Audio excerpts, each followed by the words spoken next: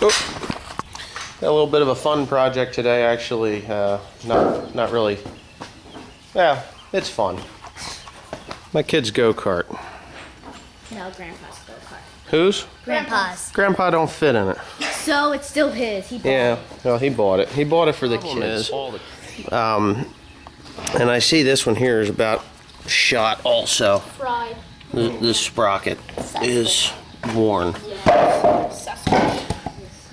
It's stripped off the little one here on this on the torque converter. So I got to take that off of there. Anyway, the little sprocket is stripped off, and Tractor Supply didn't have it, which kind of is stupid because they got every other go-kart over there. They just got no parts to fix them. So I bought this. Now that's a 9-tooth sprocket. The smallest I could get was a 12, and I had to buy this. It's probably going to go a good bit faster than what it used to because it's got 3 extra teeth. But that's okay. I'll just govern the engine, that's all. But that's what we're up to. Alright, we've got the tire off. Joe's got it over there. And here's the problem. You can see that thing? That shaft is bent. That's why we've taken the tire and rim off. So what we're going to do is Timothy's going to get a piece of pipe if he can ever find one, which there's thousands of them around here. And we're just going to slip the pipe over and force it back down till it's straight. Got my welder out here, and I'm going to be welding this sprocket fast to this hub. It's a 5/8 bore, 3/4 inch. They said 3/4, but I think they're full of crap. It looks like a 1-inch bore to me.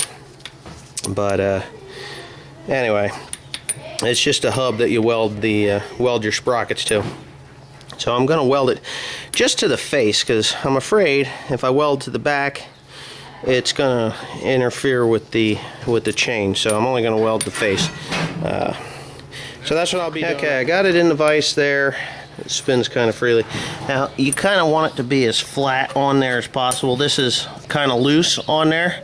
So as long as the Chinese machinist that made that hub cut it right, then it should be sitting on there nice and level. Now what I'm going to do is I'm going to tack on this side here, and then make sure it's still flat, and I'll tack on the other side, and then I'll start my weld all the way around, and then it should be good. Because if you don't tack it and you start to weld over here, what's going to happen is it's going to lift, and then the sprocket isn't going to run true. Okay, I got my old-fashioned helmet on because that's what I used when I was a kid, and I broke my other one. But anyway, what I'm going to do is make sure that the welder is working properly. So I'm going to put a bead on the vise.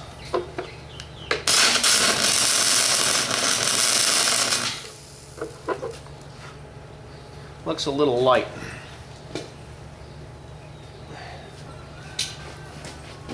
So anyways, here's my tack. I'm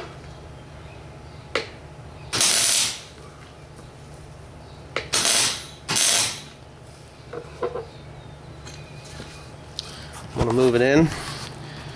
You should be able to see that. It's tacked. I'm going to make sure I'm going to tack the other side, and I'm going to go. Alright, I got it tacked on both sides.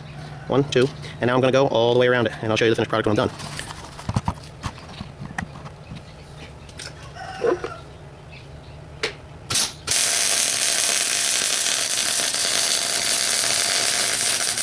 Woo, she's hot. Damn hot. Now, you really should wear welding gloves, which I did not. I'm just using my regular grease monkey gloves here, but there's the weld, okay? What I'm going to do is I'm going to file over the top of it because I ran out an awful lot of wire in a big hurry there. So I'm just going to file all the slag and stuff off of there, and we should be good to go. So, okay, sprocket's all cooled off. I ran the file over that, knocked it off. Now, the old one had one of these washers in front of it, like so.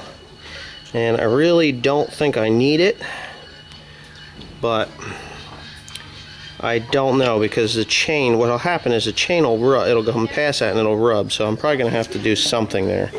There was a thinner washer that goes on the nut. Oh, there goes my nut, but yeah, there's one that was a lot thinner someplace around here. Okay, see, now the old one had a keyway that was built into the sprocket, which you can see I tried to weld teeth on it, didn't work. So I had to make my own key to go in there, which, oh, I had key stock. All I did was cut the key. It's in there. Now the thing is, I'm afraid as we use it, it's going to slide in and out, and I don't want it to do that because it can ruin this bearing. So what I'm going to do is get the clutch half on there and get everything tightened down where it belongs, and then I'm going to put a set screw right down in there. So that's what I'm going to do right now, just kind of get it positioned. Should only take a couple minutes. Okay, Tim's putting the chain on. You got to put there you go, put it on like that, and then get a screwdriver or something and force it down. You should be able to click that on there without too much trouble. There it is. That's in place. Okay, now what you need to do is adjust the motor so that chain is tight.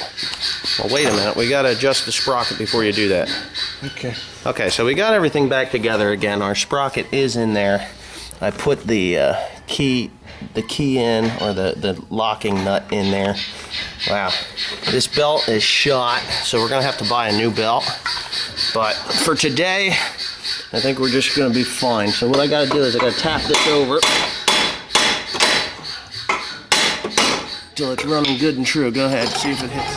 Okay, and I got it loosened up. Now I'm going to re-tighten it. I got these cheap tools, like one of my viewers left a comment that looked like I was using Pittsburgh steel tools and things like that.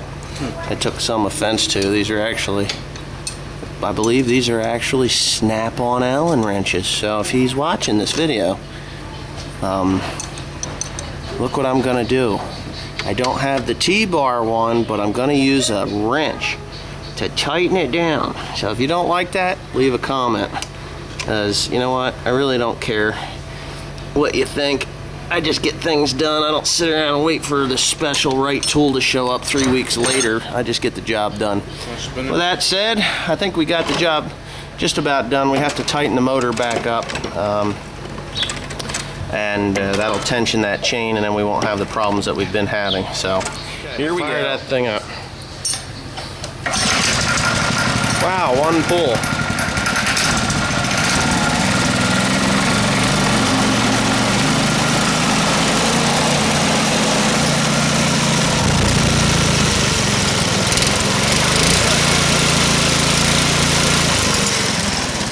Tires running through. Go ahead, let it out.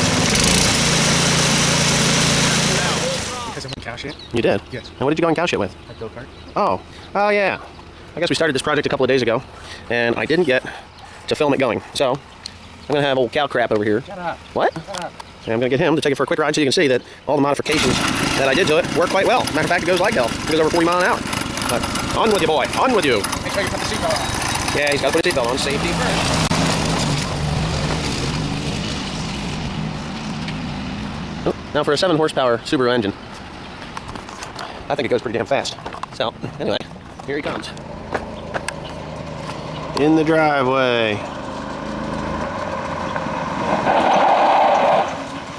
Trying to ruin the tires.